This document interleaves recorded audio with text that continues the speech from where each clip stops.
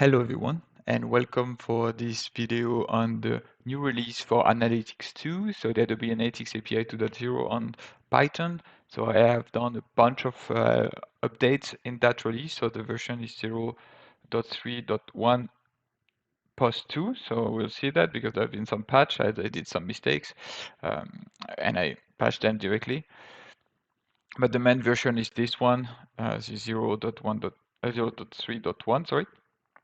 And on the first video that I'm going to display now, I'm going to show you what the Workspace module is and how it differs from the previous result. And it is linked to the getReport2 method. And you can find some documentation here. As usual, you have the full documentation on my GitHub. I'm just showing you in case you prefer to watch some videos. So I'm going to go directly through the installation of the usage of the Adobe Analytics 2 module from the start, because it's been a long time since I've done it. And there are some tips and tricks that some of you may not be aware because you're not watching the previous video. I understand that a lot of things has changed and you're watching only the last one.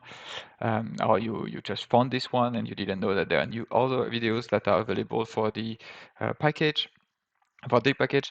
Then I'm just doing a very short recap of how you get to a report, how to create a report, and then we'll see how to use the new report capability and the workspace capability. Okay, so first of all, when you start a Jupyter notebook, so I'm a Jupyter notebook, so I'm starting a demo notebook.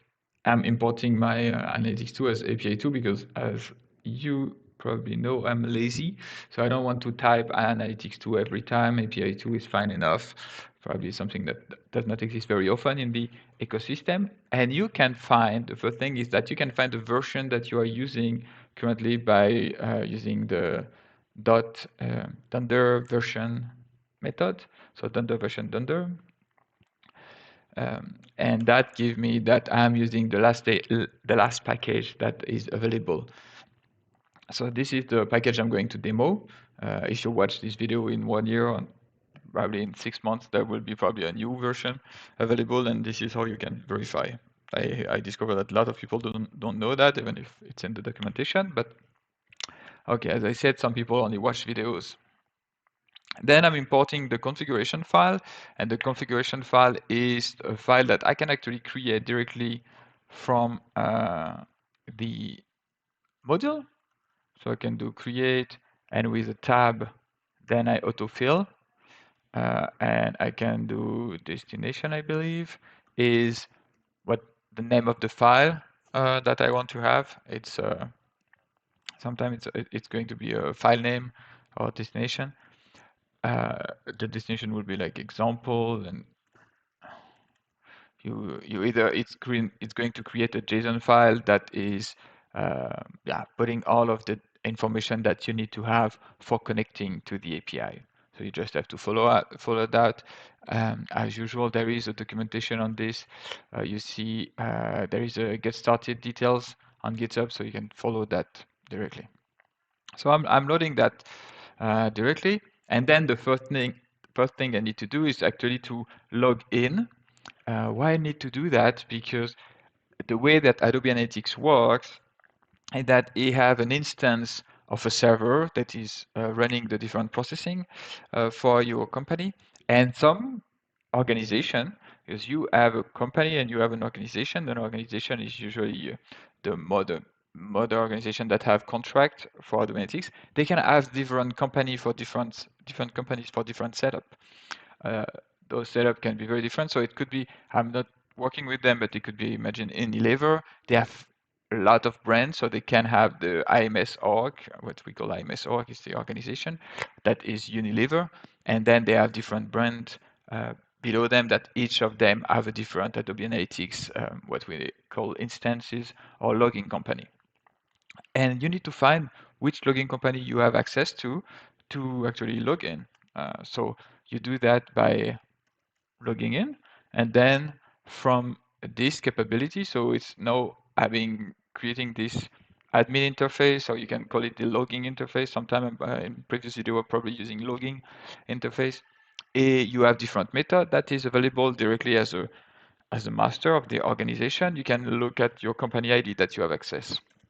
So I'm looking at this, and you can see it's an array. In case you are not familiar with Python, that can contain several values, but here it contains only one. And in my case, my global company ID for my only company is this one. So you may end up having more, and the people that knows that, or they have several logging company knows that, but yeah, sometimes for people that do not know that there can be several instances of Adobe Analytics logging company in one org, it's very confusing to do these steps. But yeah, I'm explaining that now, so you have a bit more context. So you have the name of my company and so on. So then I'm going to connect directly to my company directly. So the logging company in Adobe Analytics, not my organization. And for that, I'm using the company ID. So I'm using again, the module. So API 2, it could be Analytics 2 if I were not having this short name or nickname, or aliases, actually, alias. And then I'm using what's called the analytics class, which is the main class that is going to create the connection. And this connection is then used in the AGS capability. So I'm logging in now. You see, sometimes it's I have some plugin that I like to use because here I can see the different element that we're going to cover, and here you can see it's only taking not even half a second to do that. And this now, in this instance, now have a lot of capability in Jupyter Notebooks. That's why I love about Jupyter Notebooks, and I love this Python thing as well, is that you can directly see what kind of method is available. So you can actually do the AGS dot, and then with the tab, you can see the auto-completion capability. So you can see calculated metrics, compare report suite is a function, the connector is a subclass that has been explained during one of the CTA videos. So you can actually look at that to have a complete view. And then you can see decode, Adobe Analytics request, delete segment. I mean, you have all of the capability that I'm actually offering here. Then what you can have is also, you see that I'm actually getting the report suite afterwards, but you can do get report suite. Up. And inside this parenthesis, you can do shift tab, and then you can extend and see the different possibilities from this method. And what does it do? It returns a data frame and the different arguments. So if you want the report suite to match a specific text field and the list, so only if you want to return for some reason only specific set of report suite ID and so forth. And another way, in case you want to have that written, is to use the help function on it, and that's just publish the it run that. I don't need to run it, so just you don't call it. And here I just basically return the doc string and all the explanation that I fill every time I'm creating a method or function. And then I'm actually providing you this information all the time, which covers most of the parameters that you can use for each of the method. So those are tricks that not all people are aware of. And now I'm going just to call it. And you see that I have several report suite that I use for different tests. So it's my sandbox, and it's also the retrieving the data from my website, which is called dataanalyst.info, if you want to have a look into that, and where I speak about web analytics and Adobe things related, and other things actually. Then what you can do is actually get metrics and get dimension. I'm actually going to explain how I'm going to do that later, but just also it's a show of what you can do. So I'm going to save those elements. So it's again, a data frame. If you're not familiar with Panda data frame, I really encourage you to look into that because this is mostly what is being returned here all the time for different elements, and it makes you manipulation of the data a lot easier. So I'm going to do that, and for that I need one parameters, which is the report suite ID. So you can actually see in the doc stream, retrieve the list of metrics, and the report suite ID is required for getting the metrics or dimension. And yeah, then I'm running that, and I can, because it's a data frame, I can actually run data frame capability. So I'm just going to take a sample of things. So if I do it multiple times, it will show me different things. So you see the different elements. And I'm just going to just find something more interesting in terms of, oh yeah, bounce rate is great. I'm going to take that one. And we are going to use that later on in our request. So now I'm going to explain the improvement I made. So most of you may have, or I hope most of you have followed the recent development on that capability, and one of it is the request creator.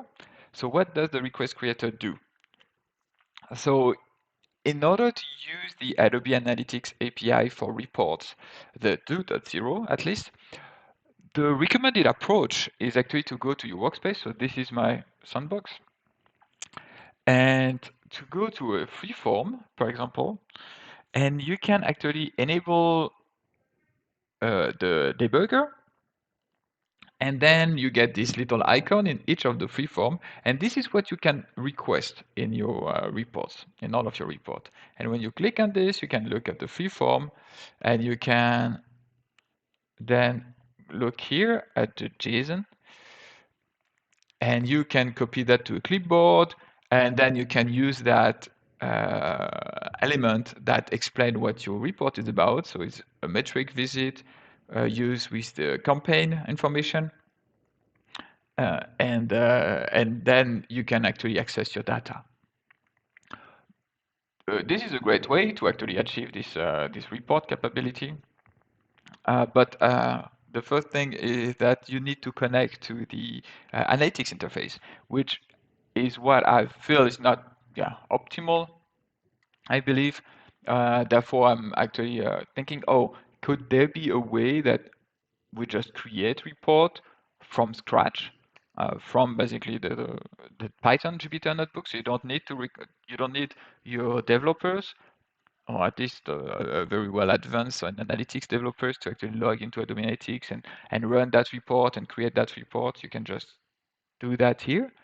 And this is what the request creator is about. So again, there is a whole documentation about this somewhere. Yeah, the documentation here.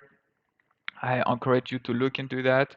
But what I did for this demo, because the demo is definitely not about this, unfortunately, I mean, it's super cool feature, but I already presented that before.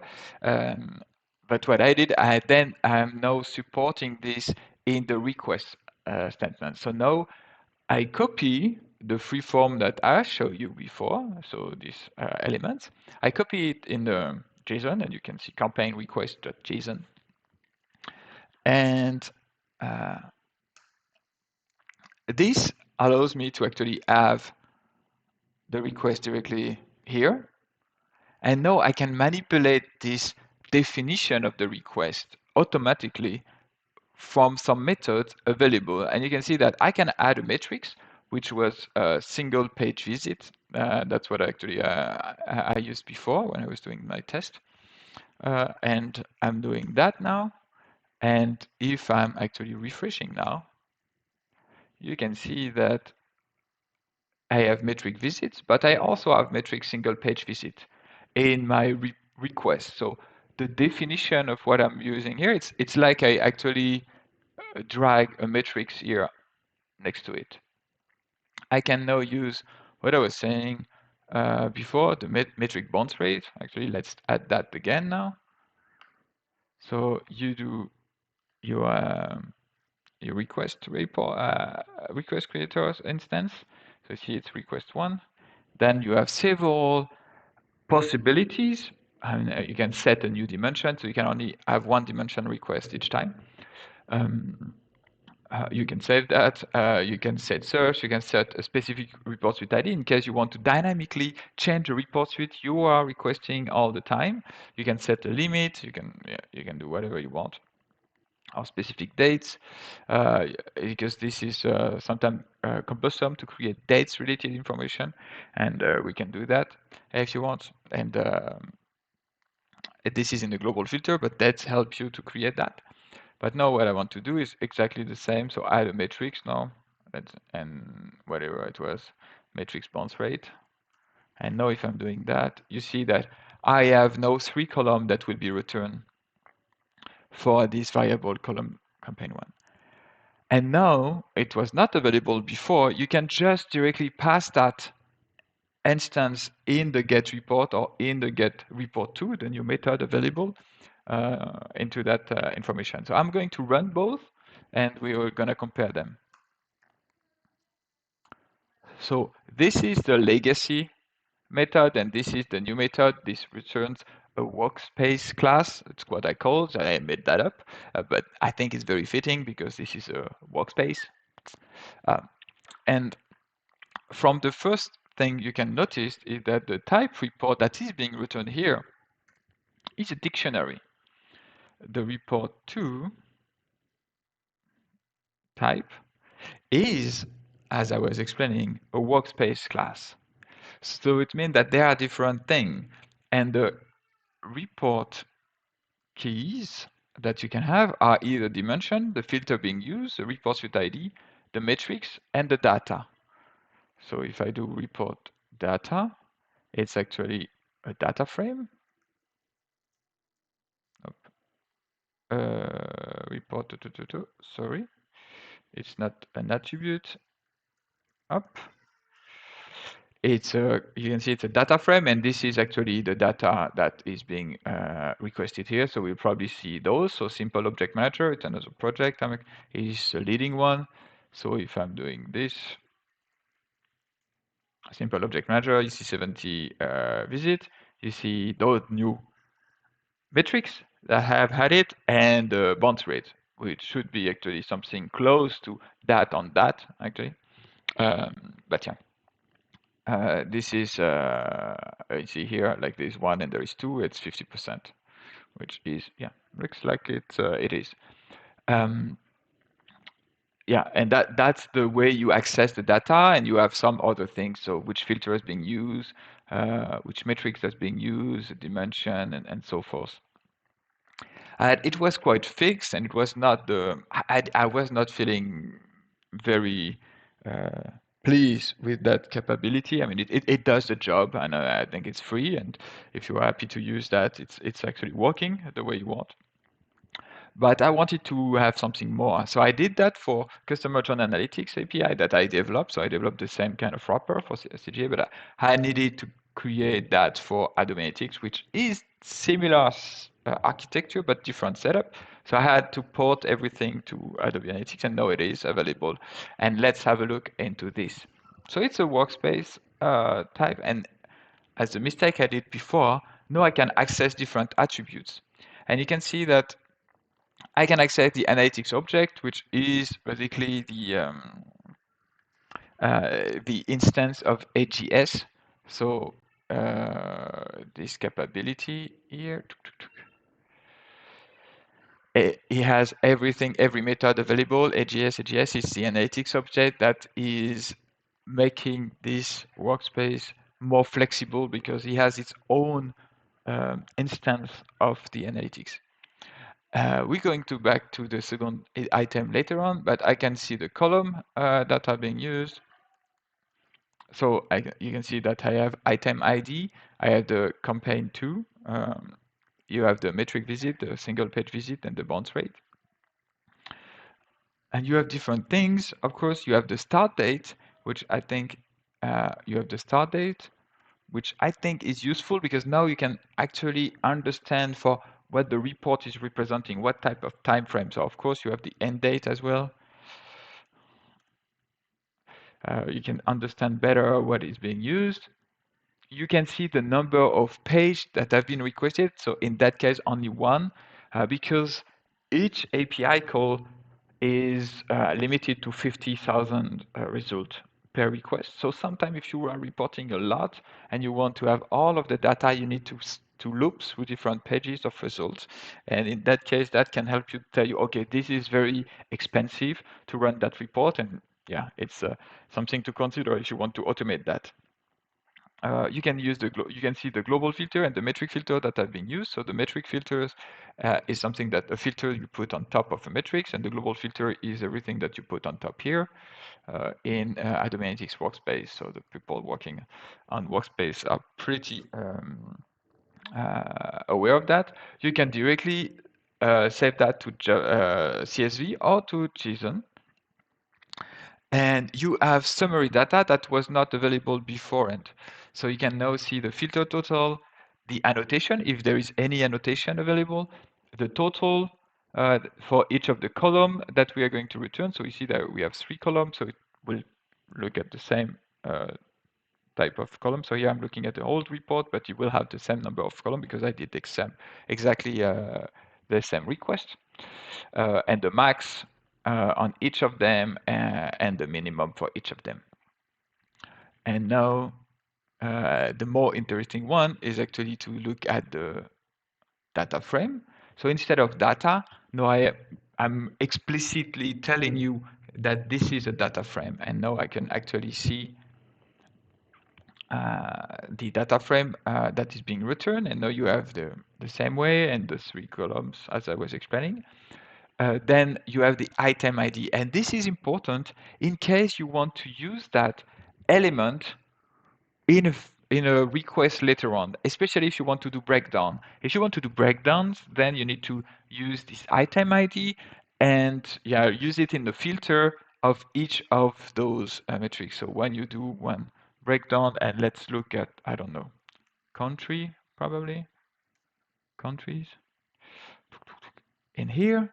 So what is happening is that is exactly doing the same request here, is saying United States, so countries, but instead of visit, it is visit for simple object manager. You can imagine that here, there is this filter simple object manager being put on top. And now the workspace class allows you to do this kind of setup. So it's really cool. And you can say, okay, report 2, breakdown.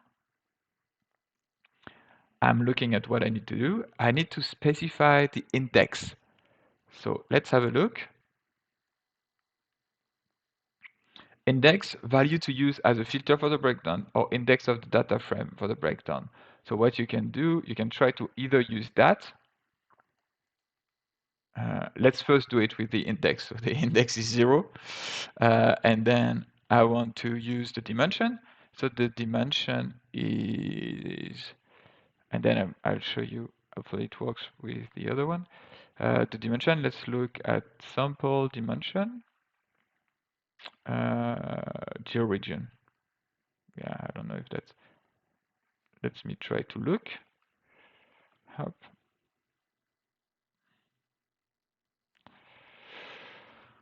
ID string contains country. Hop. Let's take that. And I can show you directly the result. So breakdown 1. And now,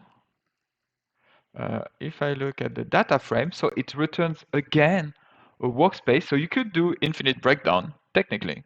When I look at the data frame now, you can see that I am now having United States, France, India, and the different item ID. You see the metric visit, single page visit, and the bounce rate for which of them the this dimension item ID has been used. So United States is actually showing you 20. Let's have a look. It was, yeah, United States 20, France 18, and India 11. And yeah, exactly, it's showing you that. And yeah, I think it's pretty cool what you can do from that, because of course you can do a breakdown afterwards, and all of the start date and so on is, oops, sorry, is also available from that breakdown. So, oh yeah, run that little time. Start date, you still have access to all of that, and this is very, very powerful for dynamic application and reporting. You can imagine doing yeah, automated reporting a lot on that. I hope you find that as useful as I find it. I'm very happy I brought that to you. If you have any comment on that, feel free to share it.